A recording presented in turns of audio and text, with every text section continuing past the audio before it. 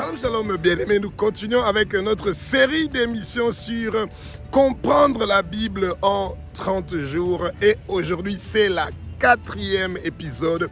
Et dans cette 4e épisode, nous allons parler de la géographie de l'Ancien Testament. Bien-aimés, connaître la géographie de l'Ancien Testament est très important. Et connaître la géographie de vos origines est aussi très important. Et c'est de ça que nous allons parler donc aujourd'hui. Et c'est des choses dont vous êtes vraiment très concernés.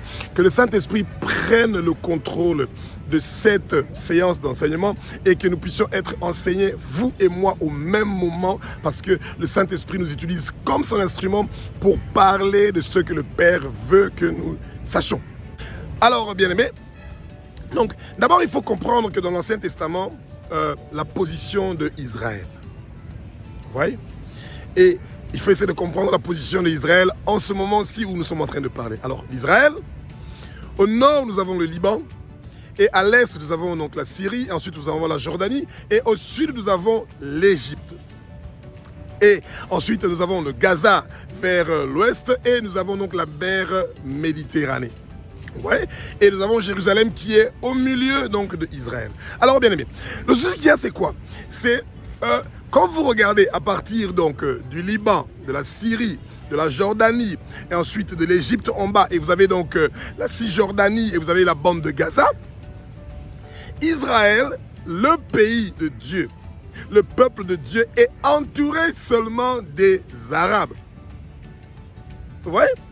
Et c'est pour ça qu'il faut comprendre que Israël est constamment dans un danger. Pourquoi ? Parce qu'ils sont entourés des Arabes qui veulent à tout prix leur croquer à la moindre petite erreur. Vous voyez ? Et c'est pour ça qu'Israël a l'une des meilleures armées donc, du monde. Alors, pourquoi vous devez connaître la géographie ? Eh bien, à l'époque qu'on envoyait les missionnaires pour aller parler de la parole de Jésus, de l'Évangile, eh bien, il n'y avait pas comme aujourd'hui des avions, des trains, des hors-bords, eh bien, des moyens de transport rapides pour partir d'un endroit à un autre. Et imaginez-vous que quand vous êtes à Jérusalem, où Jésus est né, à Bethléem, et ensuite vous devez fuir jusque dans le sud pour arriver jusqu'en Égypte, vous restez là-bas quelques années, ensuite vous retournez encore, et quand vous entendez parler de la mer Méditerranée, du lac de Galilée, de la rivière du Jourdain, etc., vous devez connaître ces choses-là, la mer morte, etc., et vous devez connaître où se trouve la Syrie, où se trouve le Liban, etc. Ça vous donne des idées. Vous voyez ? Et Israël a été créé après, et donc le Jardin d'Éden, c'est normalement, d'après les historiens, ça doit être entre le Liban et la Syrie. C'est vraiment vers le nord, donc, vers le nord d'Israël. Et pourtant, il y a encore beaucoup de discussions sur ça, sur les richesses dont on parle du Jardin d'Éden. Existe-t-il, oui ou non ? Ouais. Et donc, c'est beaucoup d'histoires et des questions que nous sommes en train de nous poser. Alors, revenons maintenant à cette histoire-là. Quand vous voyez qu'il y a la mer Méditerranée et tous les voisins d'Israël qui sont en train d'adorer d'autres dieux, quand le peuple juif a quitté l'Égypte, donc en bas, au sud, l'Exode, ils sont venus pour arriver à la terre promise qui est Canaan, le Seigneur les a dit de ne pas adorer d'autres dieux. De feux étrangers qui venaient donc de l'Égypte. Et bien aimé, partout où il y a de l'eau, il y a un autre monde qui se trouve en dessous de l'eau, toujours. Que ce soit un lac, que ce soit un fleuve, que ce soit un océan. Et les peuples qui ont toujours des grandes côtes avec des eaux, que ce soit des lacs, des océans, des rivières et des fleuves, ils sont toujours confrontés à ce qu'on appelle dans le combat spirituel les esprits des eaux. Vous voyez ? Et quand vous vous laissez faire par ces esprits-là, les esprits des eaux, ce sont les sirènes des eaux. Ce sont les monstres marins. Ce sont des esprits qui sont extrêmement puissants et c'est des créatures qui sont dégueulasses et qui veulent à tout prix que les hommes puissent les adorer. Et c'est pour ça que vous devez savoir l'origine de vos parents, dans quelle ville votre père ou votre mère ils sont nés. Et essayez de connaître qu'est-ce qu'il y a tout autour de cette ville-là. Est-ce qu'il y a des lacs? Est-ce qu'il y a un fleuve? Est-ce qu'il y a, etc., etc. Ça vous aide à pouvoir éclaircir beaucoup de choses dans votre vie, bien-aimés. Ouais. Et c'est là que vous allez savoir, c'est avec quel genre de personne que vous êtes en train donc de traiter. Et comment vous devez faire pour réussir dans ce que vous êtes en train de faire. Vous voyez? Et c'est pour ça que la géographie de vos origines est quelque chose de très important. Et nous devons aussi connaître la géographie d'Israël. Parce que cette géographie d'Israël-là nous donne une idée de comment le peuple hébreu a souffert. Donc ils ont d'abord quitté Canaan, qui est donc Israël d'aujourd'hui. Et ensuite, ils sont partis donc en Égypte. Et ensuite, ils sont retournés. Et ensuite, ils sont partis vers Babylone. Et ensuite, ils sont retournés encore à Jérusalem. Et toutes ces choses-là se faisaient à pied, bien-aimés. Et pourquoi le Seigneur veut que vous compreniez ces choses-là? C'est parce que quand vous regardez Israël qui est entouré des Arabes, votre vie aussi est entourée par vos ennemis. Des ennemis qui veulent à tout prix que vous ne puissiez pas connaître la gloire du Seigneur. Ils sont tout autour de vous.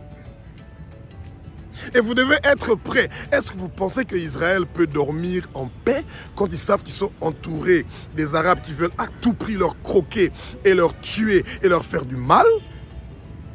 Eh bien non.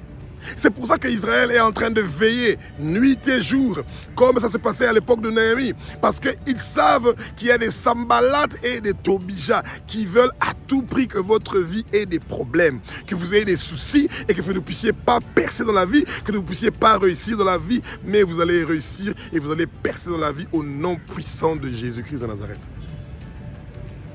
Vous voyez, bien-aimés? Et quand vous êtes en train de prier, en tant que chrétien, et vous avez maintenant l'idée de la géographie de l'Israël, au nord Liban, à l'est vous avez la Syrie, ensuite vous avez la Jordanie, ensuite vous avez la Cisjordanie, et ensuite vous avez l'Égypte au sud, et vous avez à l'est Gaza. Vous devez prier pour les voisins d'Israël, vous devez prier pour Israël. Bien aimé, sans Israël, nous, les gentils, jamais on allait connaître Dieu. C'est parce que nos pères, Abraham, Isaac et Jacob, ont eu la crainte de Dieu. C'est pour ça que le Seigneur s'est rappelé du monde. Ouais? Et c'est ça qui est très important.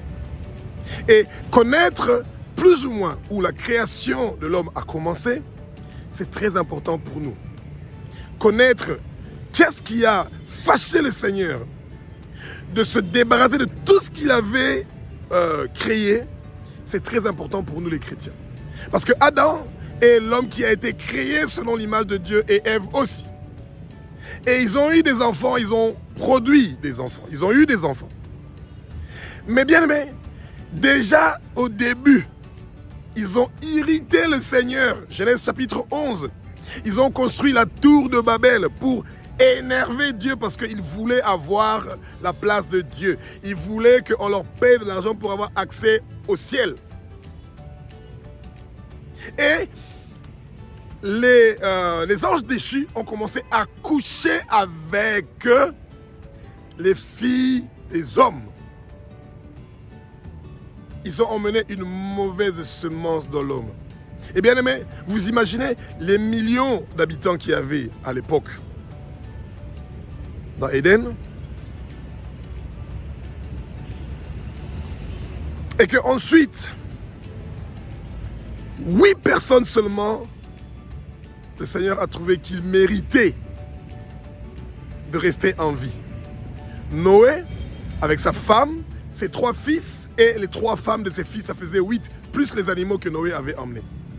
Et tout le reste des gens, le Seigneur a jugé qu'ils n'étaient pas dignes de rester en vie. Bien-aimés, nous devons remercier le Seigneur pour notre vie. Est-ce que vous ne pensez pas que pendant la déluge de Noé, il n'y avait pas des femmes qui étaient enceintes, qui avaient des petits-enfants de 1 année, 2 ans ou de 3 ans, qui n'avaient pas des handicapés, des infirmes, des gens qui étaient dans les hôpitaux, etc., ou des gens qui étaient malades, ou des gens qui étaient riches? Le Seigneur a jugé bon que seulement 8 personnes devaient rester en vie. Tout le reste ont disparu. Et quand les gens pensent que Dieu est miséricordieux, oui, c'est vrai. Mais Dieu peut aussi décider aujourd'hui de se débarrasser de toute personne qui veut à tout prix que sa volonté ne soit pas faite. Parce que l'être humain ne veut pas recevoir les bénédictions que le Seigneur a prévues pour lui. Celui notamment d'avoir son nom inscrit dans le livre de vie de l'agneau et que ça ne soit pas effacé. Le Seigneur veut que nous régnions avec lui. Et c'est pour ça que tous les ennemis qui sont tout autour de votre famille, de votre maison, vous devez vous en débarrasser. Et l'arme que vous pouvez utiliser pour vous débarrasser des ennemis qui sont tout autour de vous, comme Israël est entouré d'ennemis, c'est la prière et la connaissance de la parole. Bien-aimés, que toute arme qui est forgée contre vous ne réussit pas et ne prospère pas contre vous au nom de Jésus-Christ de Nazareth. Faites des recherches. Essayez de localiser Israël.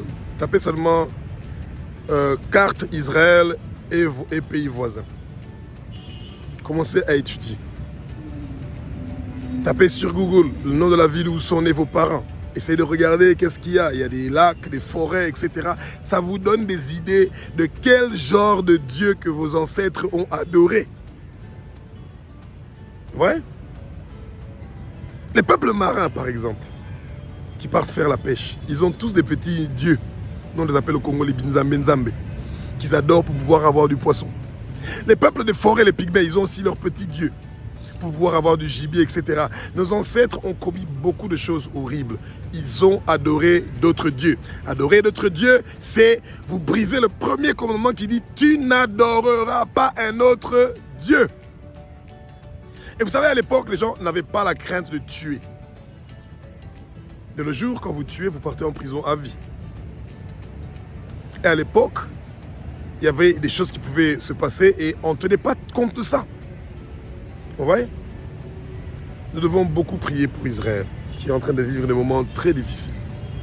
Nous devons beaucoup prier pour les voisins d'Israël, qui sont en train de connaître des moments très difficiles. Que le salut, le réveil et la bonne nouvelle de Jésus-Christ de Nazareth soient répandus partout en Israël et dans ses pays voisins.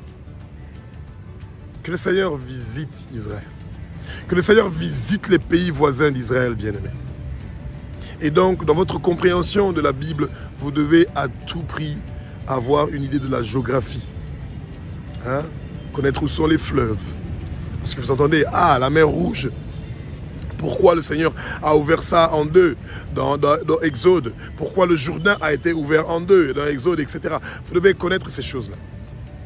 La grandeur du lac de Galilée, où le Seigneur a marché sur le lac de Galilée. Vous voyez? Vous devez avoir une idée de toutes ces choses-là. Eh bien, les lieux géographiques, vous devez avoir une idée. Et vous allez comprendre comment Jésus, qui est l'exemple parfait, a marché des jours et des jours en train de parler de l'évangile. À pied, s'il vous plaît. Et que nous, aujourd'hui, nous avons les avions et tous les moyens de transport pour nous faciliter la tâche de pouvoir aller où nous voulons, comme nous voulons. Que le Seigneur nous aide, bien-aimés. Continuez à étudier la parole. Et vous allez vite comprendre comment c'est très important de connaître toutes ces choses qui sont dans la Bible. Alléluia. Alléluia. Merci Jésus. Merci Jésus.